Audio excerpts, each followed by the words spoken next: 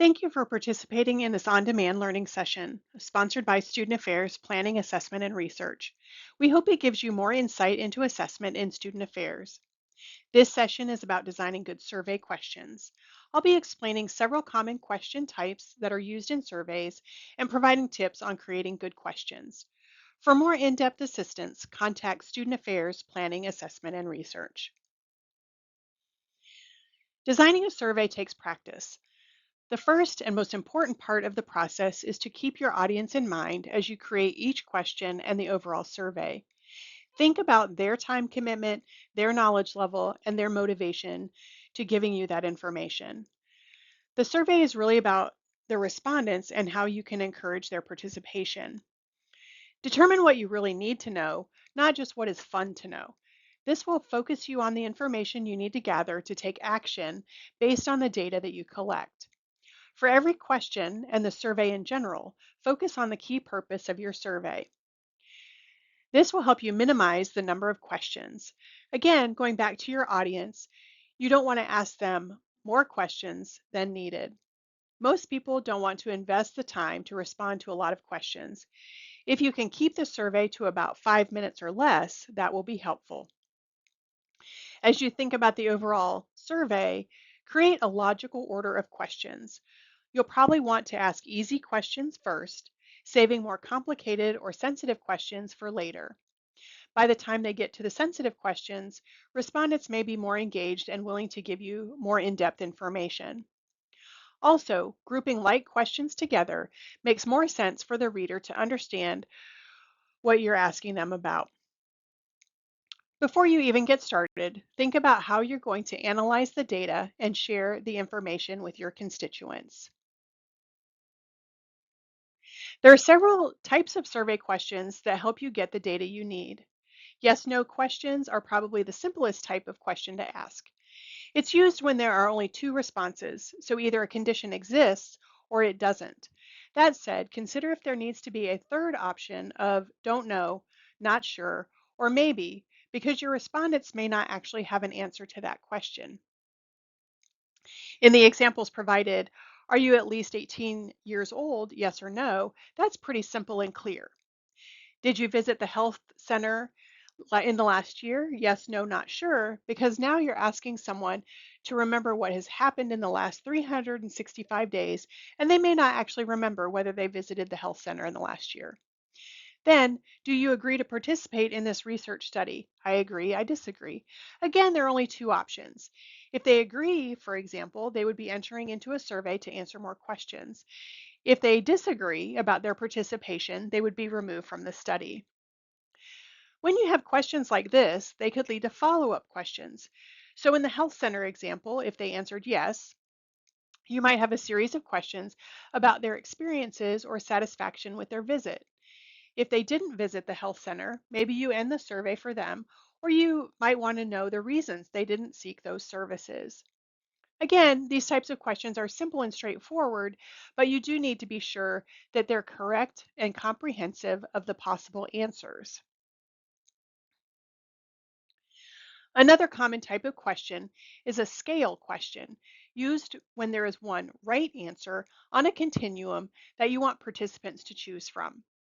With this type of question, you need to decide when you want a not applicable option, because that question may not be relevant to that particular person answering that particular question or questions. You want to be sure you're not forcing them to answer a question incorrectly that isn't applicable to them. You'll also need to determine whether you want a neutral option. There are differing opinions about whether neutral should be included or not. If you want to force people to get off the fence, then don't include a neutral option. If you feel like neutral is a valid response where people don't have an opinion one way or another, then leave the neutral option in. We get questions about how many response options there should be. You don't want too many, but you don't want too few. 4 to 6 options are typically the number of options provided. Respondents shouldn't be overwhelmed by the number of choices, but they should see some meaningful difference in the choices as well.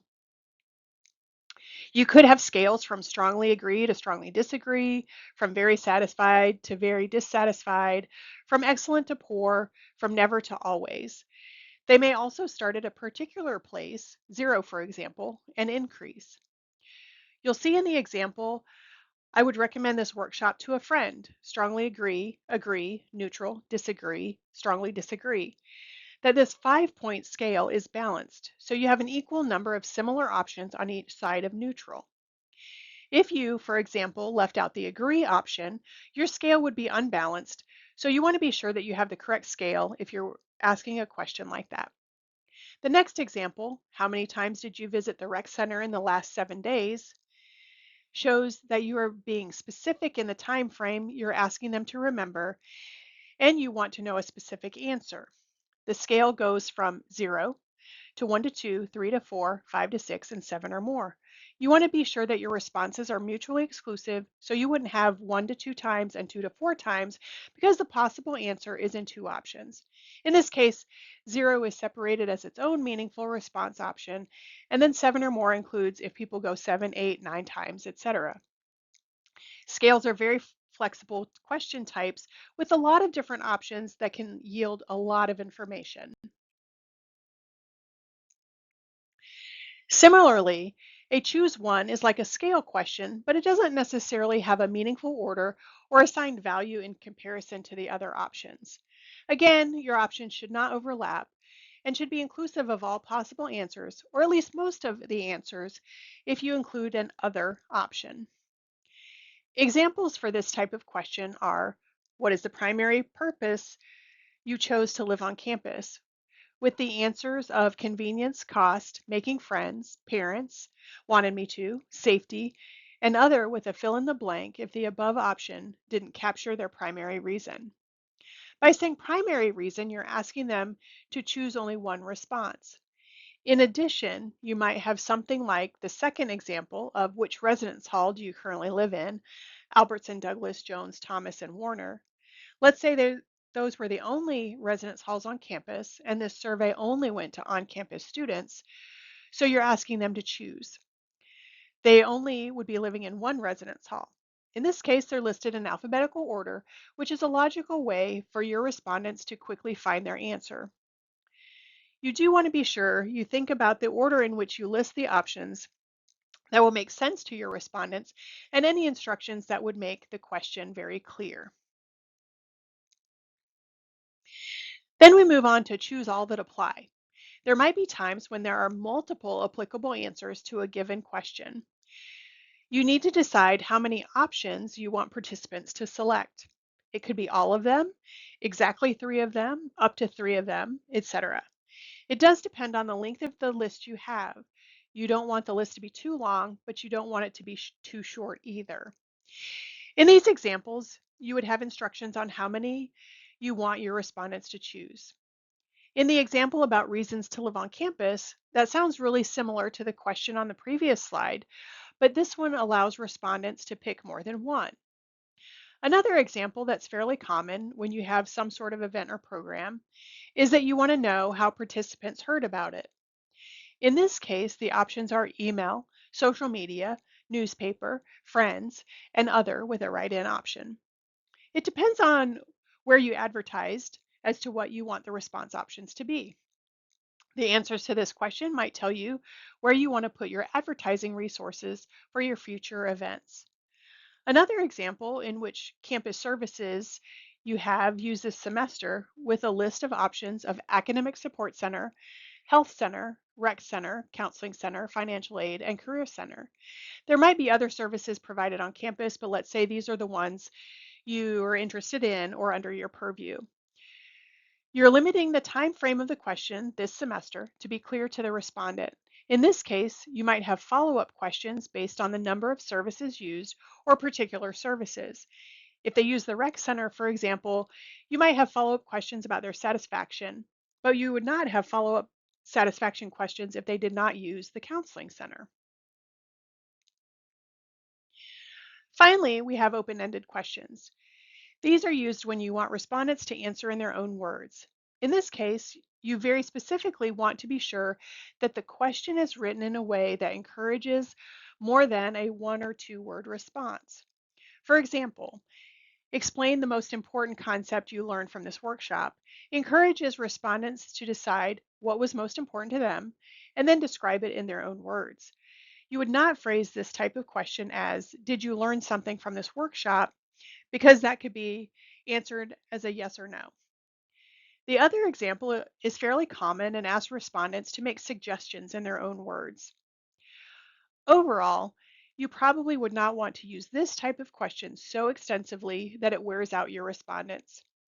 You might have a series of quantitative or scale questions where it's pretty easy for people to respond, then have one or two or three open-ended questions toward the end or interspersed in different sections of your survey.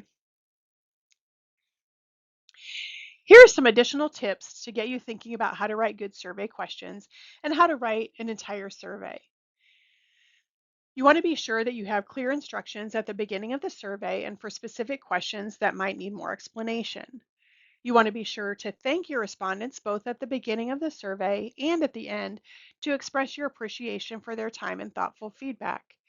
If you're sending out an email invitation, again, thank your respondents. While the survey is important to you, it's really about your audience and the positive relationship you want to build with them.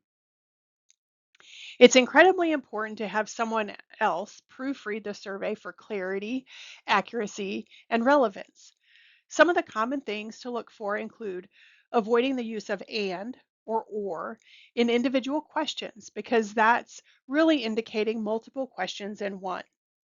That can be really confusing and frustrated for your respondents. You just really want to be sure that each question is asking only one question. Be clear when asking about measurements and time frames. If you're asking about specific behaviors, you'll want to be clear about the time frame you're interested in, such as the distance respondents walked in a week. You need to specify if the distance is in miles rather than kilometers or steps. For the time, is a week considered the last 7 days, a 5-day work week, or a typical week? You'll want to change the language accordingly. If you're asking about events, do so chronologically because that's easier for people to remember and recall information when you're asking about an event where there is a beginning, middle, and end, for example. And as you think through your questions, avoid bias as much as you can. We, we're all going to come at every situation with our own biases, thoughts, and preconceived notions, but be sure to have someone else who is proofreading that can think about the interpretation. Are you leading your respondents to a particular answer? Are you leaving out important information, even unconsciously? You really want to be sure that your questions are fair and clear. Lastly, if possible, pilot the survey with people who are like your audience, but maybe not the people the survey will actually go to. They can give you feedback about the language and jargon, length, clarity, and time to take the survey. These are just a few tips to get you started with survey design. Again, it takes practice to create a survey that is meaningful for you and a good experience for your audience. Thank you for participating in the Student Affairs Planning Assessment and Research On-Demand Learning Series.